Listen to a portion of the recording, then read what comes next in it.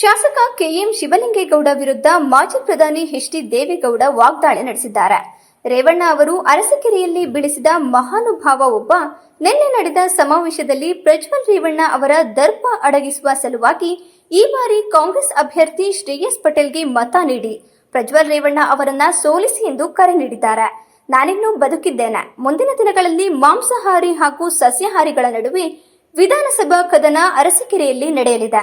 ಈ ಬಾರಿ ಅರಸೀಕೆರೆಯಲ್ಲಿ ಎನ್ಆರ್ ಸಂತೋಷ್ ಅವರನ್ನ ಗೆಲ್ಲಿಸಿಯೇ ತೀರುತ್ತೇನೆ ಎಂದು ಎನ್ಆರ್ ಸಂತೋಷ್ ಅವರ ಕೈ ಹಿಡಿದು ಕರೆ ನೀಡಿದರು.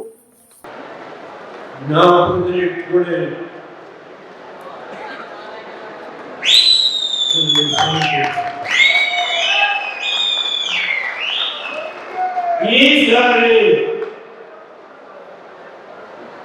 ಉಣ್ಣೋರು ಬೇರೆ, ಉಣ್ಣೆ ಇರೋರು ಬೇರೆ. ಅಂದ್ರೆ ಮಾಂಸ ತಿನ್ನೋರು, ಮಾಂಸ ತಿಂದೇ ಅದು ಮೊದಲನೇ ಅಸ್ತರ.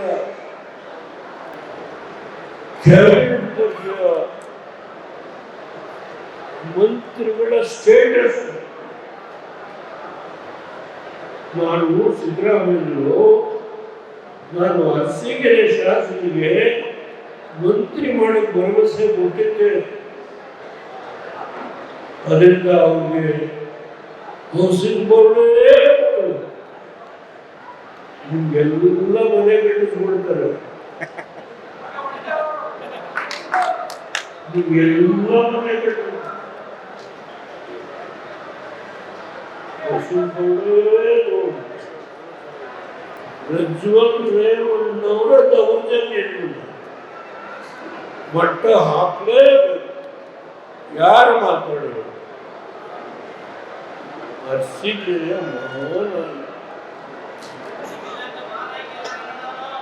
ಮಹಾನಾಯಿ ಮಾತಿನ ಹಿಡಿತ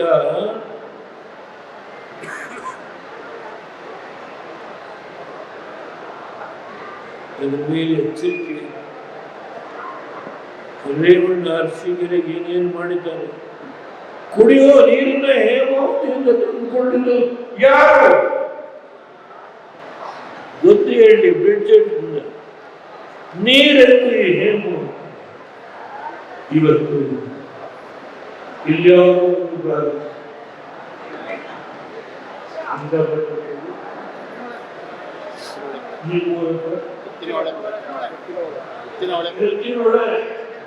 ನೀರಲ್ಲಿ ಅರಸೀಕೆರೆ ಹೋಗಿದೆಯಾ? ಅದು ಚಿಕ್ಕಬಳ್ಳಾಪುರ, ಕೋಲಾರ. ಅದು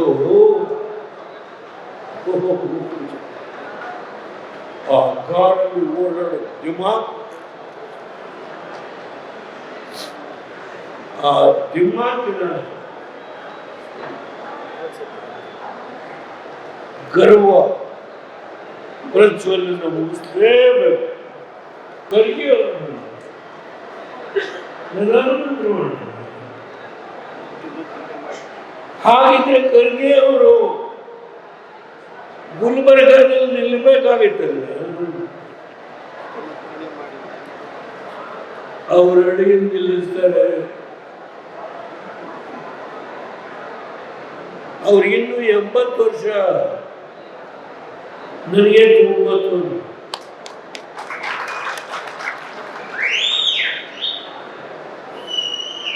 ಖರ್ಗೆ ಅವರು ಪ್ರಧಾನಮಂತ್ರಿ. ಸಿದ್ದರಾಮಯ್ಯರೇ, ನೀವು ಖರ್ಗೆ ಅವರು ಪ್ರಧಾನಮಂತ್ರಿ. ಯಾವ್ಯಾವ ಸಂದರ್ಭ ಏನೇನು ಮಾಡಿದ್ರೆ ಸಿದ್ದರಾಮಯ್ಯರನ್ನ ಕೇಳಿ, ಖರ್ಗೆ ಅವ್ರನ್ನ ಮುಖ್ಯಮಂತ್ರಿ ಮಾಡಿ. ಕುಮಾರಸ್ವಾಮಿ ಬೇಡ,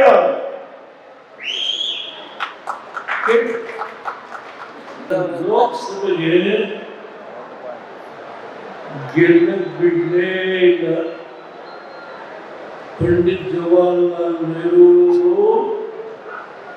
ಅಂಬೇಡ್ಕರ್ ಅವರು ಲೋಕಸಭೆಗಳಿಗೆ ಕಾಲನ್ನ ಹಾಕಲಿಲ್ಲ. ಇದು ಅಂಬೇಡ್ಕರ್ ಅವರಿಗೆ ಸಲ್ಲಿಸಿದಂತ ಗೌರವ ಅವರಿಗೆ ಬೇಸತ್ತು